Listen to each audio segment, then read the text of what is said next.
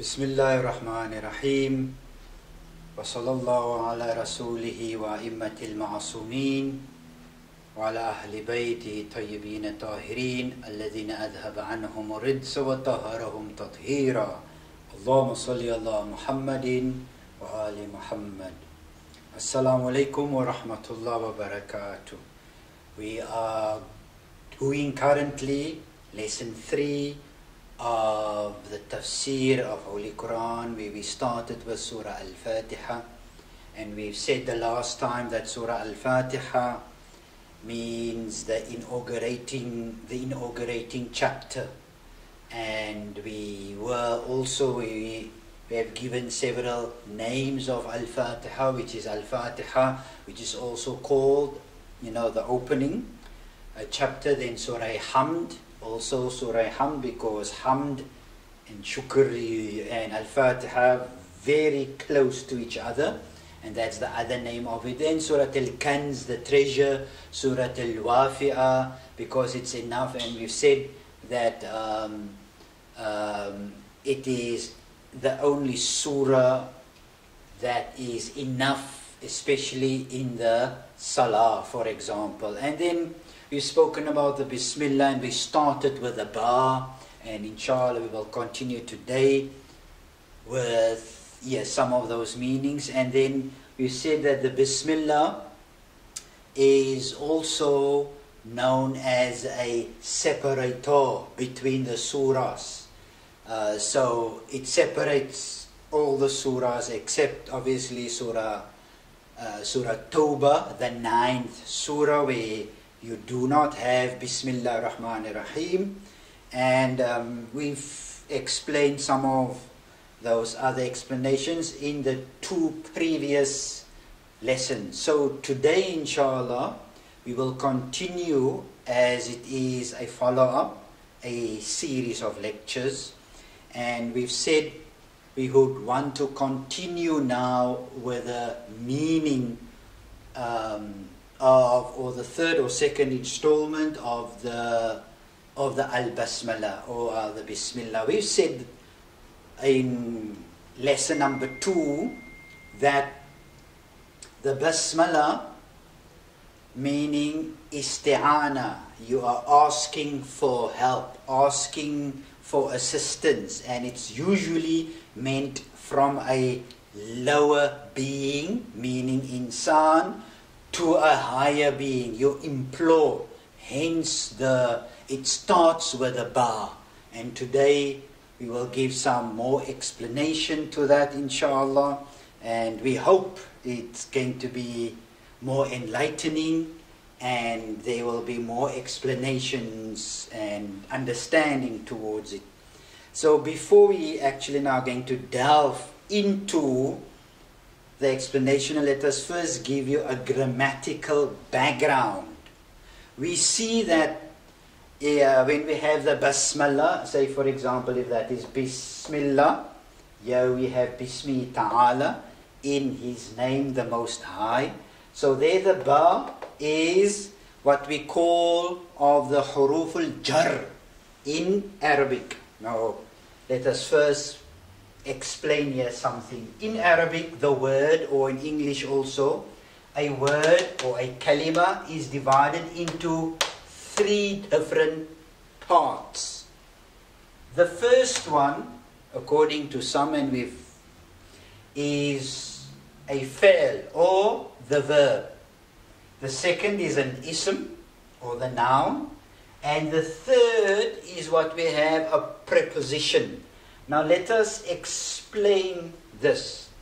The verb indicates on action, and it's usually coupled with time. That's why we have the past tense, present tense, and future tense, and that is all to do with an action or doing. For example, running, going, coming, sitting, sleeping, breathing, all of those are verbs. The second one is a noun. A noun is not coupled with time or action, but it indicates on tangible things, something that is tangible, something that you can touch. For example, a pen, a book, a cup, a board, and that is a noun. These two have meaning on its own. When you say, for example, eating or sitting, or he sat, or she sat, or ate, it has meaning. This also has meaning on its own. The noun, for example, a table, a hat, a cup, a microphone, a computer. These are all nouns and pronouns and proper nouns and all those derivatives as we have it. No problem. So the noun and verb has meaning on its own. But there's a problem with the preposition. Preposition, which is, and we call that is the harf in Arabic, the preposition. And here we have huruful jar, and we've just itemized a few here.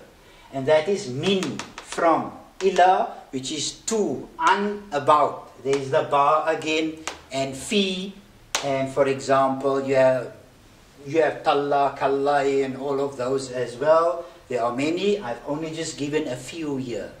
And let us give an example of huruf al-jar, those prepositions, and that is ilallahi. At the end of the noun, it always ends with a kasra. Min al-madrasati, fi sabilillahi. Okay, so these are examples of your huruf al-jar in Arabic. That's Arabic grammar as well as it is in English and other languages. Okay, so huruf al-jar, those prepositions, do not have meaning on its own. If I say, for example, and I come and you are sitting here, and there might be 1 or 2 or 3 or 5 people, and I come in the room and I say, in. You're all going to look at me as if, well, there's something wrong with this person. Because you're going to wait for after the in. What am I saying? Or if I just say on, under, these are the prepositions in English. It does not have meaning on its own, but only coupled with especially the noun. For example, so that's the grammatical background of huruf al-jar. Now let us go back to the Bismillah. That being said, let us go back to the Bismillah. If we have it here, we have Bismillah. When we have the Bismillah, when Allah says in the name, we've said the last time, the ism, there's the word the ism, okay, the ism, but because of Hamzatul Wasl, etc., so that alif falls away, and it's actually coming from the word sima or sumu, depending on the madhab in grammar. There are several madhabs in grammar as well.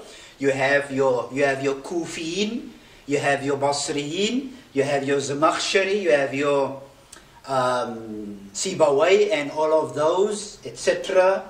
And these are all your madhabs. There is quite another few. Abu Ali al-Farsi, for example, and we're not going to deal into detail with that. But occasionally we will extract the grammar in order to shed light on what we are about to discover here. When we look at the ba is of the prepositions in Arabic. It does not have meaning on its own, only coupled with the noun. So when we say there's the ism, okay, because of that alif falls away, okay. Bismillah, it only gives Allah, you insan. In this Holy Quran is revealed to who? To insan. It's not revealed to any other creature which Allah created, except to insan. So you insan, by aid of last week's lecture in lesson 2, by virtue of, by the help of, by accompanying of who? The greatness of Allah. You do not have meaning, insan, except when it is coupled with Allah Azza wa Jal Jalal. Okay? So that is it. This world has no meaning, and the only reality is Allah. Is Allah Lafdul Jalal, is Allah Azza wa Jal. So, let me repeat. There is no meaning for us. There is no reality for us. The only reality is Allah, and when we are coupled with Allah, at least in our consciousness. But in reality, Allah has never been separated, but we need to move towards. The only reality here is Allah. So already Allah introduces in the Bismillah ar-Rahman ar-Rahim that you insan, as the preposition, there is no meaning for you insan. There is no reality for you insan. There is no substance for you insan. There is no independent reality outside of Allah for you insan, except when you are coupled with Allah Azza wa Jal Jalla Jalala. Then you will have meaning. Then you will have substance. Then you will have essence. And then you will then become the Khalifatullah fil ard. That wali. Allah inna awliya. Allah la khawfun alayhim. Then you will become one of the awliya of Allah Azza wa Jal Jalla Jalala. Jalla Sha'na. So we would want them to, would want you then rather, or us rather, to understand it in this way, that in the majesty, in the glory, in the magnificence of Allah Azza wa Jal, and anything else has no substance except with Allah Azza wa Jal Jalla Jalala. Then, aside from the other meaning of the word ism, means name of Allah, which is also correct, but the other meaning comes from the word sumu, and we've dealt with that last week, in the majesty of Allah, which has a beautiful taste. It has a nice taste. So, now let us come to Lafdul Jalala, the meaning of the word Allah. Allah Azza wa Jal, this word Allah, where does it come from? Allah as it is, and here we have itemized a few, the main ones, and we will explain that now. It is postulated that Allah, the word Allah comes from Syriac, and that's Aramaic, part of the Aramaic languages, and it comes from Laha. That's one of the meanings of it. And in Arabic, Alaha. Alif, Lam, Ha. Alaha. And Alaha comes from the meaning, Ubida, meaning the one to be worshipped. The one worthy of worship. Or the worshipped. Okay? So, that's one of the meanings of the word Allah. Then also number 2 is tahayyara. Meaning of the word of Lafdul Jalala is tahayyara. And tahayyara means you are not quite sure the reality of Allah, the majesty of Allah. And as we've said, Allah is infinite. Allah is infinite.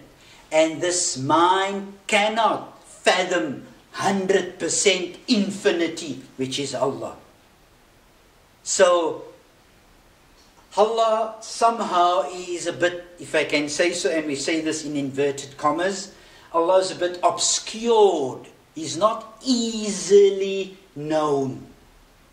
He's not easily recognizable unless you search, unless you go on the path of discovery. And we want to itemize, we want to highlight the word here, the word which is discovery. We need to discover it on the path of enlightenment. Enlightenment, beautiful word, because when you allow more nur, more light, when it is a bit blurred, when it's a bit dark here. So that's it. Number 3, the other meaning of the word Allah comes from the word also sakana, and that is, you live in. Allah is home. Allah is, so when we are out of this, this cage, where do we go? You go home. Allah is, as Allah bi dhikrillah, isn't it by the dhikr of Allah? Tatma'inna al-qulub, that the hearts find serenity, solace. Where? In Allah. And where is inverted comma again, because Allah is not where. Allah just is. Okay? So there is where the souls, the arwah, and there's where we find solace, find peace. Allahumma anta salam wa minka salam wa ilayki ya'udu salam. Tahayyina rabbuna bisalam. Oh Allah, you are peace. We find peace. We find in you contentment. We find in you solace. We find in you tranquility. All of those words are next to each other, meaning home. Home. That's what Allah is. He is home. And number 4, the other meaning of the word Allah is fazi'ah. Fazi'ah means where you seek refuge in. A'udhu billah. We are seeking who? Refuge in Allah. Okay? Fazi'ah means where you seek refuge. Allah is our refuge. As He says in Quran, Ma'wa, the place where you seek refuge in. And that is also very beautiful. I love the 5th one, which is awla'a. Awla'a, meaning of the word Allah comes from, which is derived from the word awla'a. Awla'a means, and I love this one more than the others, and that is, you fall in love. You are enamored. You are overwhelmed by the love of Allah. And when you are in love, as it is our urafa and our tasawwuf and our anbiya and our imma alayhimus salam and all the other masters, may Allah raise their stature even further, inshallah. When you fall in love, there is no higher form of energy, if I can say so, other than love. Love is, and when you are in love, there's no reason, there's no aql there. You are just in love. And love is something that is not earthbound. It's not manufactured by aql. It comes from outside of this world. And the outside of this world is nothing other than, it is, Allah produces it, if I can say so, and I say produce in inverted commas. So, Ra'ula'a is when you are enamored with, you fall in love with Allah. And the number 6, one of the other meanings of the word Allah comes from the word waliha. As you can see there is the woe, and because and that means takhabbata aqla. Your aql cannot fathom, cannot comprehend completely Allah, because we've said that, as it is also fi tahayyara in the first one, not so clear, not so known. You need to struggle a bit, you need to search a bit, you need to make some effort to discover Allah Azza wa Jal. So the mind is limited, and you cannot fathom completely infinity, which is Allah, with this finite mind. And that, inshallah, give us a nice understanding of the word Allah Azza wa Jal Jalla Jalala. We will continue inshallah next week with the word Allah and then Ar-Rahman, Ar-Rahim, until each week we will dissect the word and then we will continue with our, as it is part of our tafsir. We ask Allah Azza wa Jalla Sha'na to open our hearts for the Holy Quran.